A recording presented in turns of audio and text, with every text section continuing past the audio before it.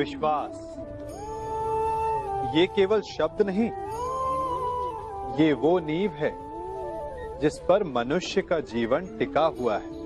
किंतु आज या तो हम किसी पर अविश्वास करते हैं या फिर किसी पर अंधविश्वास। दोनों ही परिस्थितियां घातक होती हैं, क्योंकि जहां अविश्वास हमारे मन में भय और असुरक्षा को जन्म देता है, वहीं अंधविश्वास आक्रोश को। तो प्रश्न ये उठता है कि विश्वास की परिभाषा क्या है? विश्वास की परिभाषा जाननी है तो अपने मन से पूछिए। पहले स्वयं पर विश्वास कीजिए कि आप इस संसार के सबसे महत्वपूर्ण व्यक्ति हैं, और ये विश्वास आपको अपनी शक्ति का ज्ञान करवाएगा, और शक्ति अपने उत्तरदायित्व का, और फिर अपने आप लक्ष्य मिल जाएगा, मार्ग मिल जाएगा। मनुष्य अपना जीवन विश्वास पर जीता है, परंतु विश्वास किसका? तनिक सोचिए, किस पर विश्वास है आपको? महापुरुषों की कही बातों पर, ग्रंथों में लिखे ज्ञान पर, माता पिता की सीख पर, या मित्रों के दिए गए निर्देशों पर, या फिर मेरी कही बातों पर? ये सब विश्वास अपूर्ण है जब तक आपको स्वयं पर विश्वास ना हो। यदि विश्वास करना है तो पहले अविश्वास करने के विज्ञान को भी सीखना चाहिए। आप किसी की बातों पर विश्वास ना करें। आप अपने मन से पूछें, अपनी अंतर आत्मा से प्रश्न करें, और जो उत्तर मिलेगा वही सबसे उचित होगा।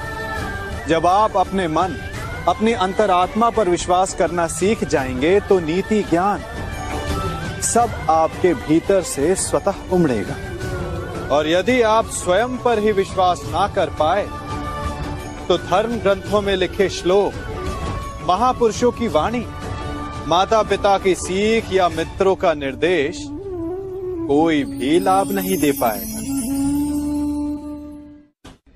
मेरे, आपके, हम सबके जीवन में एक दुविधा आती है, या ये कहे कि सदा रहती, कि सत्य क्या है, असत्य क्या है। अधिकतर मनुष्य सोचते हैं कि जिसे हमने अपने कानों से सुना, जिसे अपनी आंखों से देखा, जिसे अपनी इंद्रियों से जाना, वही सत्य है। क्या सच में यही सत्य है?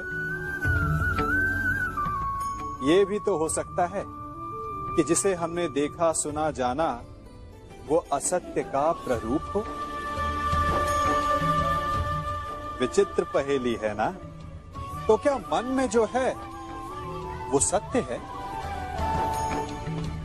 नहीं, चूंकि मन तो कल्पना को भी सत्य मान लेता है। तो सत्य है क्या? सोचिए, सत्य वो नहीं जिसमें हमारा हानि लाभ छिपा हो। सत्य वो नहीं जिसे तोड़ा मरोड़ा जा सके। सत्य वो है जिसमें जीव मात्र का कल्याण छिपा हो। सत्य वो है जिसमें कटाक्ष ना हो, प्रेम हो। सत्य वो है जिसमें स्वागत हो।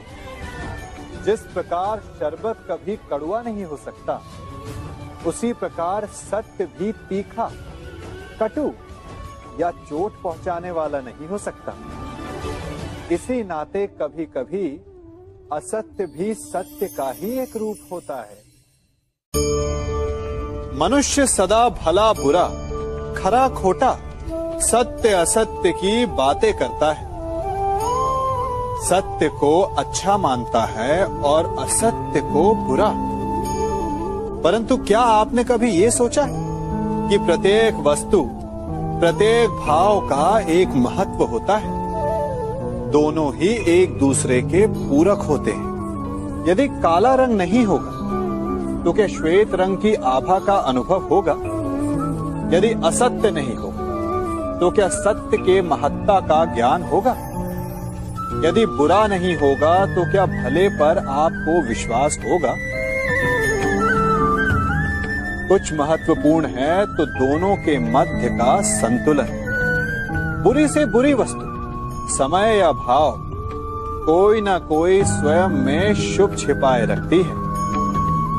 कभी काले गरजते मेघों को देखा है? उसके किनारे भी एक स्वर्णिम आभा होती है। उसी प्रकार यदि आपके जीवन में बुरा समय आए तो आपको अपने सच्चे मित्रों की पहचान हो जाती है। तो बुरे समय में निराश ना हो, उसमें भी कुछ शुभ खोजने का प्रयास करें और धीरे धीरे सब कुछ आपके जीवन में स्वतः शुभ हो जाएगा।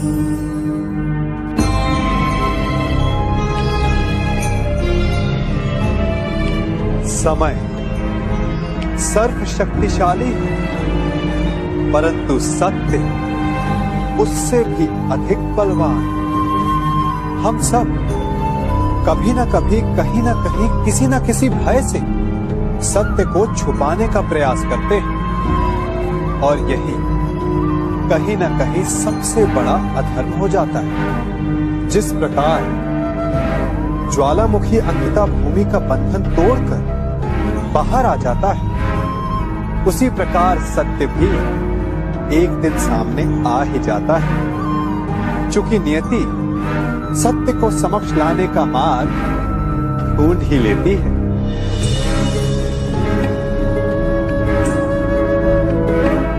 सत्य उस सूरज की भांति है जिसे असत्य के घने मेघ ढक नहीं सकते। नियति नामक वायु असत्य के घने मेघ को हटा के सत्य के सूरज को प्रकाशित कर ही देती है। असत्य रूपी अधर्म पर सत्य रूपी धर्म की विजय निश्चित है।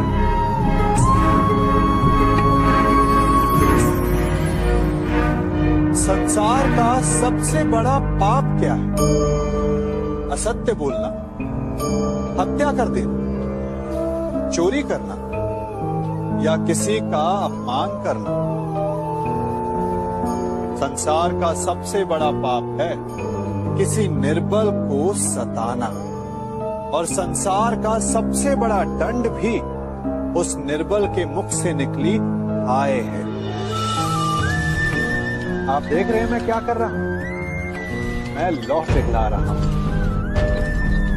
और ये लौह पिघलता है इस चमड़ी की बनी खूनकी से निकली हवा से। तनिक सोचिए, एक मृत पशु की खाल से बनी खूनकी इतने कठोर लोहे को भस्म कर सकती।